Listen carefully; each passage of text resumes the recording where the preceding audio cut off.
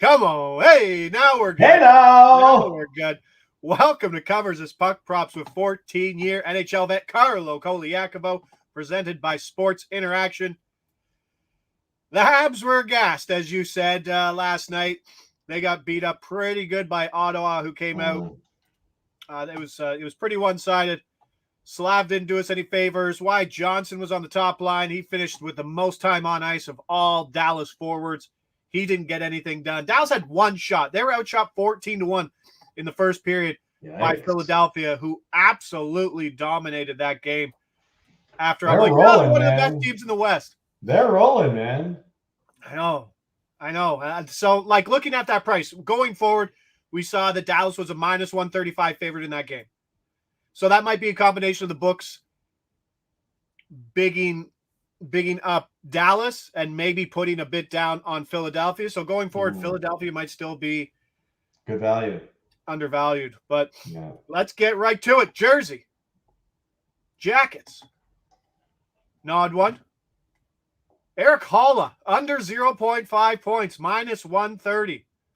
Timo Meyer's back, line juggling. All of a sudden, Haula falls out of the top six. He goes to the third line.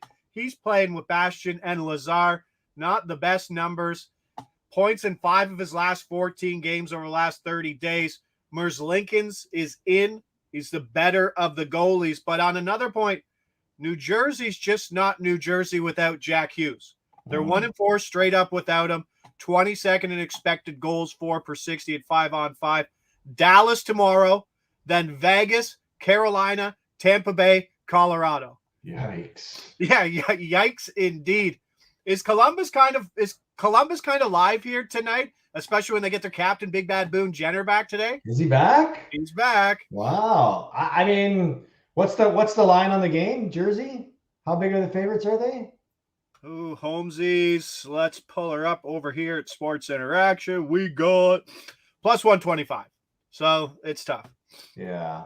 I probably want a little more. Look, it's Friday night action, right? I mean, you go back the history on previous Friday nights, crazy stuff happens. You see unders, you see dogs come in. Yeah. I don't like to necessarily focus on those trends, but in New Jersey, to me, like they're just not a very comfortable bet because you don't know what team you're going to get. They're very questionable goaltending. They lost to Montreal the other night. I mean, as a heavy favorite. So Columbus is one of those teams too. You know they can score goals. You know they're going to compete. It's a home game on a Friday night. They're probably going to get a big crowd. So yeah, I'd like them as a live dog for sure. All right, Haula. Let's go under 0.5. Holla. We'll go the other way. Usually we're looking for guys jumping up, but today on the small slate with fewer things to pick, let's go find guys who should see minutes. He's played like 19 and a half minutes in the top 6. You go down to bottom 6, that moves to 16 minutes. That's what I'm looking at for Haula there. Detroit, Carolina. We're not all unders today. Let's go over 6.5. Even money. Detroit. Bit of a wagon right now. Are they ever? 13 of 14 points in their last 7. They're averaging 6.9 total goals per game since the break. You've got Alex Leon coming off that big game versus his former team. Kind of a letdown spot on his point. But Detroit can score in this game. Carolina, Antti Ranta, waivers. Nobody wanted him. He was pulled in his last game. Peter Kochekov's dealing with the concussion. Do you know who their backup is right now? No. Yaniv Peretz. Okay. Yeah. Yikes. Yeah, exactly. So Kochekov is probably like, I don't think he's on IR. He's not going to just show up because he's dealing with a concussion. Yeah. So he's in that protocol. And I really think both teams can score. Both teams been profitable to the over on the year. Detroit, a surprising this year, 26-18 to the over. So they've been great. Wow. Does Carolina know it has to win games right now with what they have in goaltending? As they're the number 1 scoring team since Christmas, but they have to score to win games. They do. I mean, that's part of the reason why they had those early season struggles, right? Because they weren't scoring at the pace that they probably predicted that they should be scoring at. And now you see the difference in success, right? I mean, they're scoring and the results are coming with it. And I kind of find that, Detroit, you're right. I like the record. They've been in a lot of over games, but this Lion King fella, man, like this guy is just, he's just, you think, go back to last year, and like the reason why the Florida Panthers got in the playoffs last year is because of the Lion King. That run was nuts. It was nuts. And now, he changes, he sort of maxes out into the playoffs. They go down 3-1. Next thing you know, they bring in Bobrovsky, and he goes on this magical run to the Stanley Cup Finals. And then Lion finds a new team, and he's almost finding this same magic carpet ride with the Detroit Red Wings. I mean, I think his record over the last 7 games is like 6-1, I believe, is what I thought I read the other day. Sorry, I'm looking at his. I'm just infatuated with his last year's stats on the run to the playoffs. Okay, so here I'll try to look it up quickly. I got it. No, it's starting with a win over Toronto. He went 1, 2, 3, 4, 5, 6 overtime loss. He went 6-0. Got a point in Toronto. He went, and then he won last game, so he's 7-0-1. Yeah, that was last year onto the run. So. Oh, you're looking at last year's run. Okay. Yeah, no, but he's solid. But they're still giving up 3 a night. But they also have to score to win too.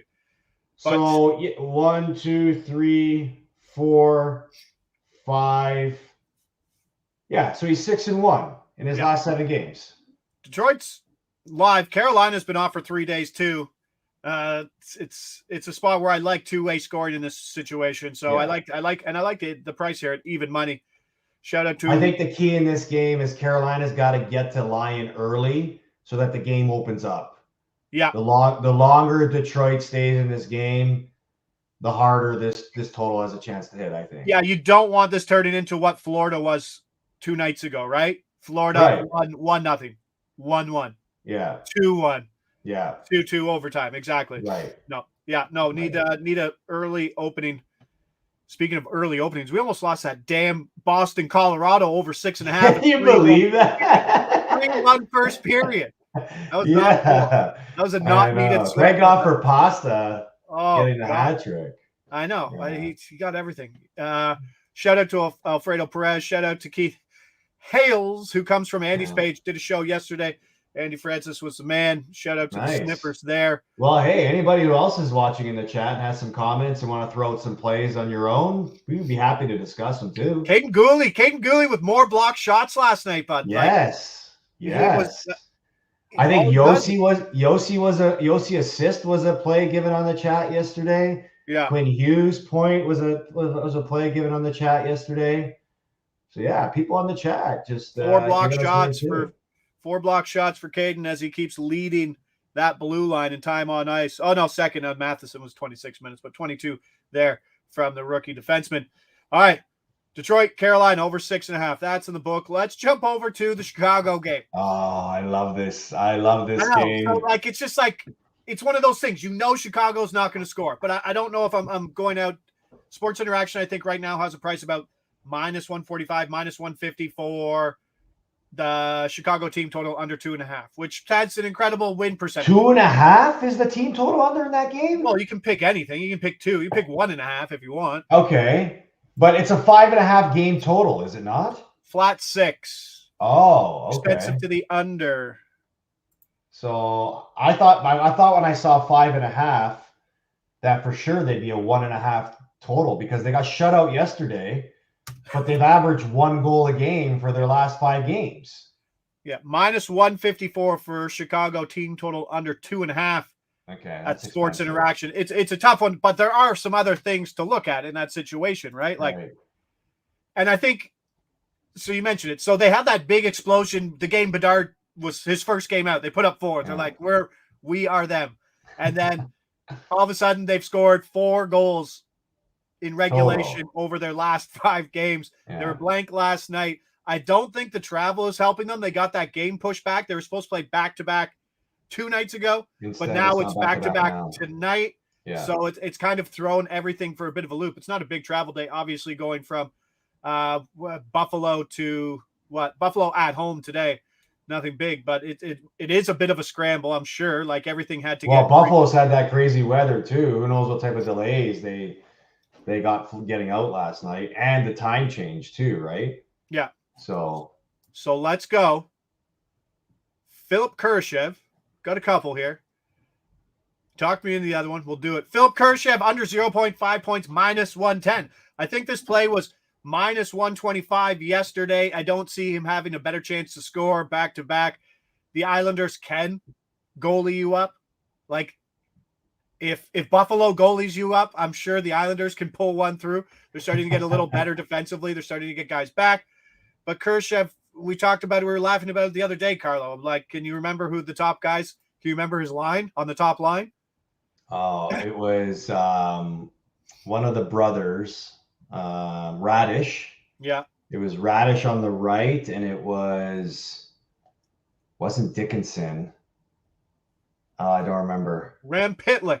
Oh, Rem Pitlick. Yes, I did. I should have remembered that. Yeah. Yes. All right. So that's the top line going right now. They obviously get power play time, but this is a team that's not leaning on that top line to score. They're going every line back to back. You assume that they'll probably divvy up the ice time, maybe a little more. Travel sucks. Islanders can goalie him up. Like I said, don't expect them to score more than 2 goals in this situation. Yeah. And then on the other side, let's just go Seth Jones. Let's double it up. Seth Jones under you love the fact that you can get a defenseman not to get a point at minus 110 in this spot since he's come back. But not just not to get a point in the spot, not to get a point on a team that doesn't score. Yeah. you he's been back for 3 games, 0 points. He's a guy who's 11 points in 30 games. This is a spot. So this is basically priced at saying it's a coin flip. Will or won't Seth Jones get a point, heads or tails? What do you think? I think it's a lot better than 50%. Yeah, I think so too. I know there are 2 players that are probably going to be on the ice a lot more because, they're top players and they're probably going to be PP guys. But I mean, just as much as we love the Winnipeg, it's like the Winnipeg unders, team total unders, and the teams are playing. It's not even a thought anymore. It's like, okay, who are they playing? We didn't even get that. Why is Winnipeg off for so many days? Yeah, I know. They're actually playing. They're actually playing tomorrow afternoon at 3:00 against Ottawa. Oh, that's a good spot. You're right. So I'm thinking to myself, okay, here we go. Tomorrow afternoon. Senators are all full of air after thumping Montreal. Yeah. No, they actually face a real team. Appreciate Panthers money line. Yes, I think if there's one, like if we were doing a survivor, that would obviously be the play tonight. Minnesota did not look great. I think Gustafsson was in net last night. Back-to-back sucks. Yeah. The thing I like about it, I think you can tell me if I'm wrong or not, but the subjectiveness of it, from Fleury going from winning that milestone game, passing Patrick Waugh for second all-time on wins, and then the next game, is there that big of a gap between getting up for those 2 games? For Fleury? Yeah, I'm sure it's a Fleury game. I mean, no, because I think all the emotion was used in the last game, celebrating afterwards, right? I think getting up. That's what I mean. Game, he's not coming in with the same mentality as he did True. versus. Yeah. True. Yeah.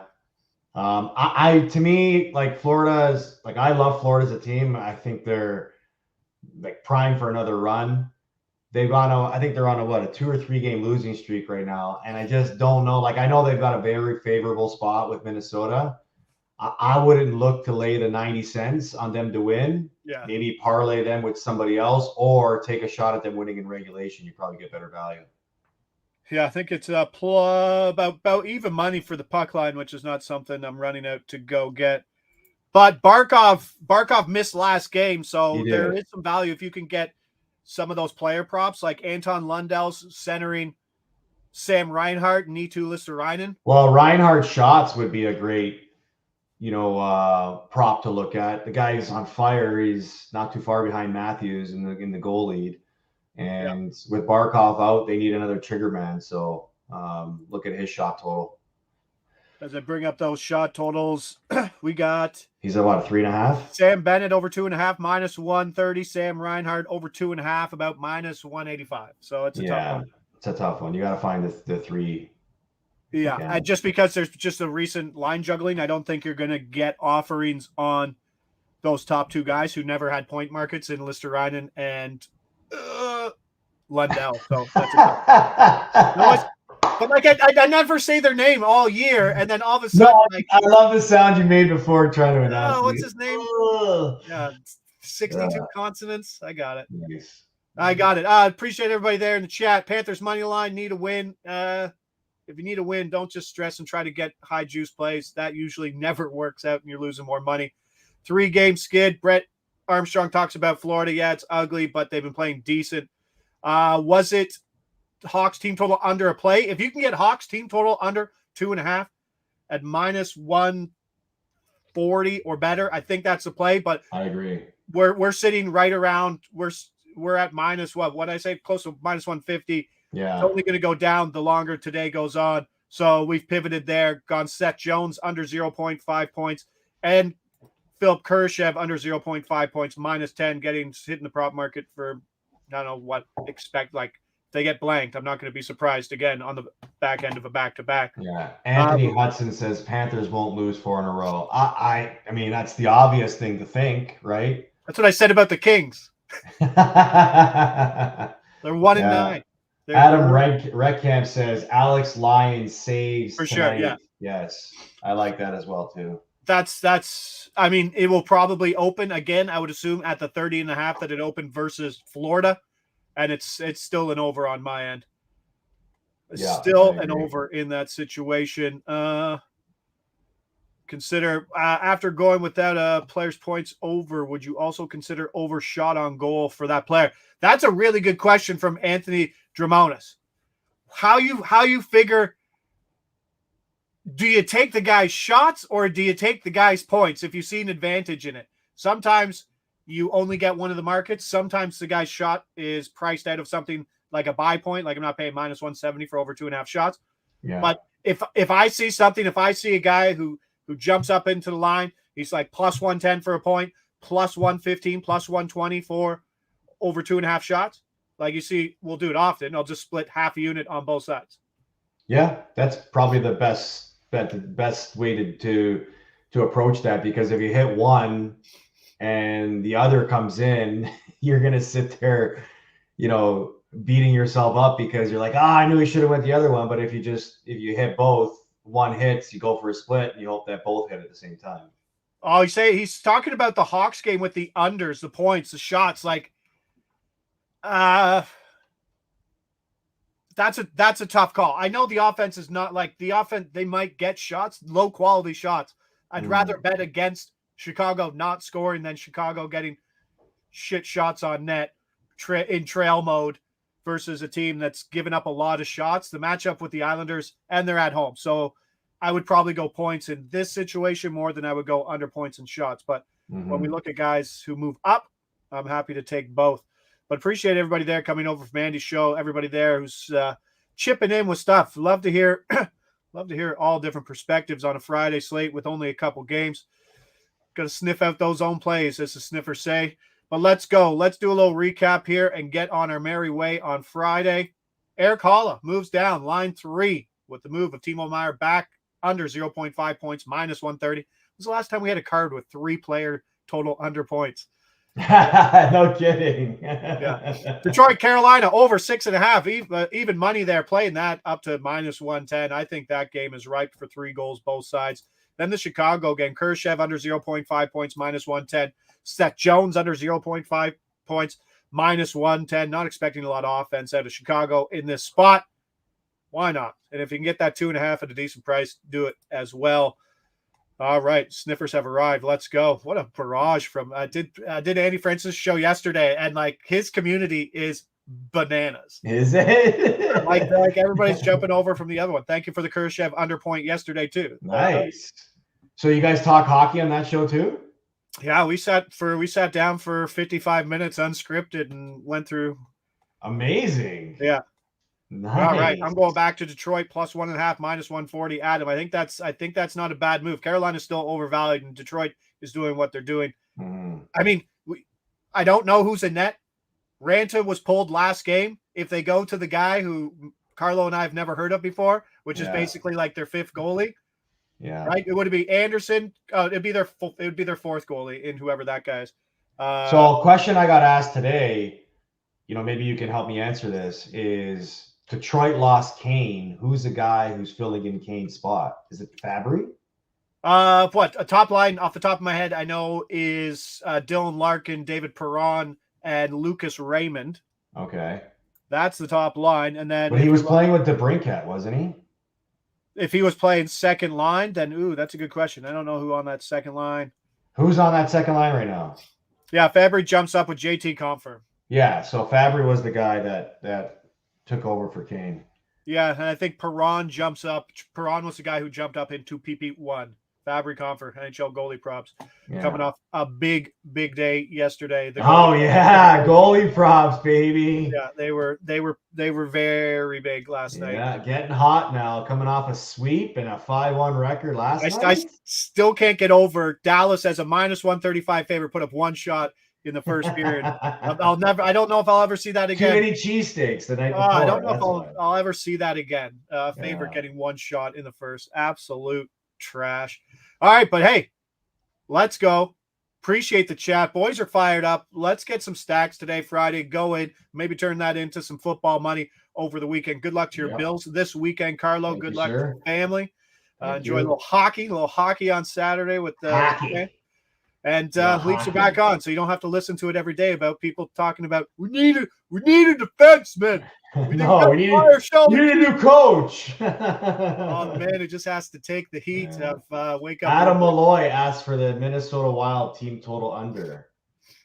I'm not. It's not the same with. It's not the same. I was gonna say it's not the same without Kaprizov. Yeah, right? It's different now. It is not that they go from that to like now actually having a little bit of scoring depth in the top six. Yeah, it's a tough one, but like when you see our board and we have 3-player team total points, 3-player points under 0.5, it's a unique board, and that's what it is today. But I think Detroit's a little live, Columbus is a little live, and I think there's some goals in Carolina. So let's wrap it up on that note. I'm Josh Ingles. He's Carlo Colaiacovo. This is NHL Puck Prop, brought to you by Covers, presented by Sports Interaction. Cheers to everybody in there, chat. Have a great weekend. Stay cold if you're around this one. Lead us out, pal. Ciao.